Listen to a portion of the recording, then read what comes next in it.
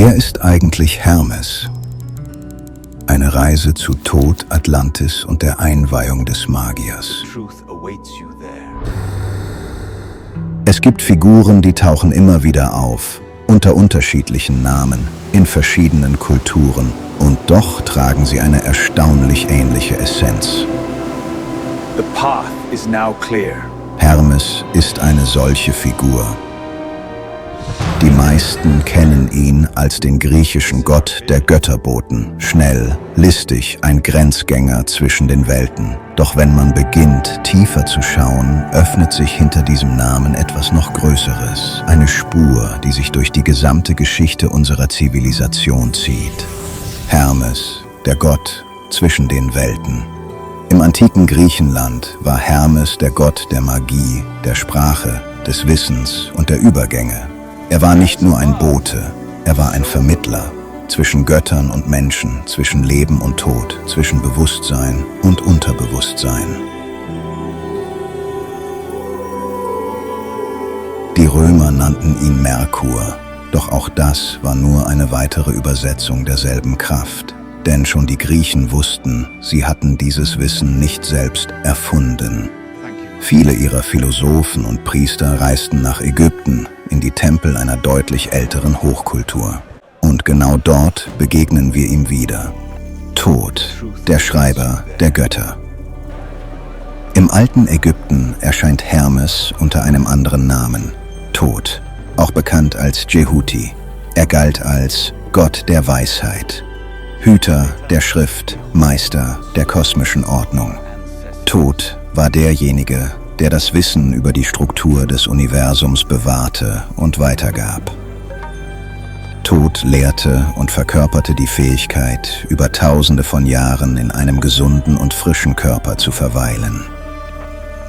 So verschmolzen später in der hellenistischen Zeit die griechische und ägyptische Tradition zu einer Figur, Hermes Trismegistos, der dreimal größte Meister. Ihm werden die sogenannten hermetischen Schriften zugeschrieben, darunter die legendären Smaragdtafeln. Eine der bekanntesten Aussagen daraus: wie oben, so unten. Eine Formel, die bis heute als Kern vieler spiritueller und wissenschaftlicher Denkmodelle gilt. Mythos, Erinnerung oder verlorene Geschichte. An dieser Stelle wird es spannend, denn es gibt Überlieferungen, die weiter zurückreichen als unsere bekannte Geschichtsschreibung.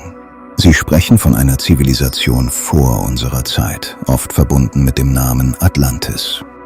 In diesen Erzählungen erscheint er als Tod der Atlanter, als ein Lehrer oder Eingeweihter, der nach einer großen Katastrophe das Wissen bewahrte und weitergab. Nach dem Untergang von Atlantis soll er einen neuen Einweihungsort geschaffen haben, rund um die Pyramiden von Gizeh. Hermes Trismegistos bedeutet übersetzt Hermes, der dreimal größte Meister. Daher wird er verstanden als Meister aller Meister, als Ursprung einer Einweihungstradition, durch die die großen Lehrer des Westens gegangen sind. Welcome. Breathe. Become still.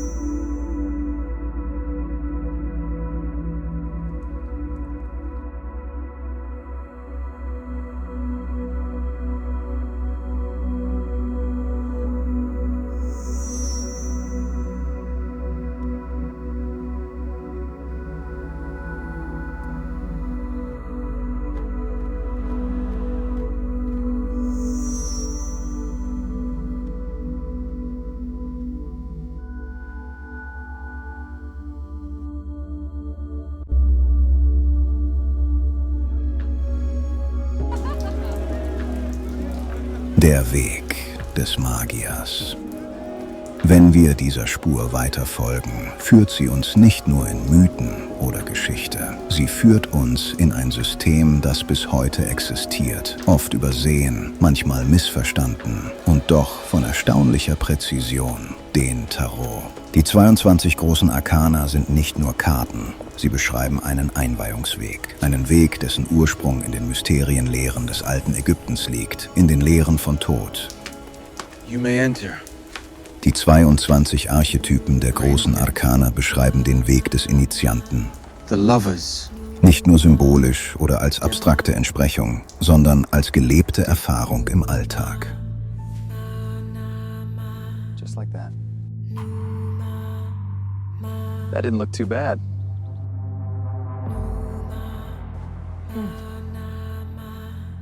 Just like that. Just like that. The devil. Very beautiful gloves.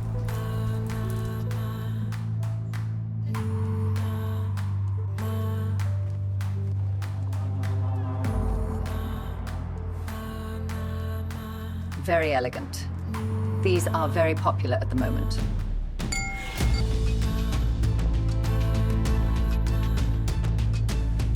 Very elegant. Death. Now you can choose.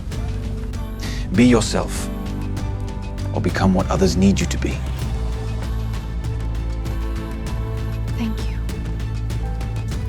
Es ist der Weg durch die Geheimnisse des Lebens, die Arkana, die für den flüchtigen Blick zunächst nicht zugänglich sind. Sie öffnen sich mit Reife, mit Erfahrung, mit innerer Bereitschaft, an jenem Punkt, an dem aus Glauben Erfahrung wird. You. I'm glad it's raining.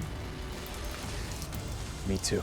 Wenn wir all das zusammennehmen, dann ist Hermes keine Figur der Vergangenheit. Er ist auch kein Mythos, den man glauben muss. Er ist ein Prinzip, ein Weg, eine Einladung. Der Magier, der Vermittler, der zwischen den Welten geht. Und die eigentliche Frage ist nicht mehr, wer war Hermes, sondern bist du bereit, diesen Weg selbst zu gehen?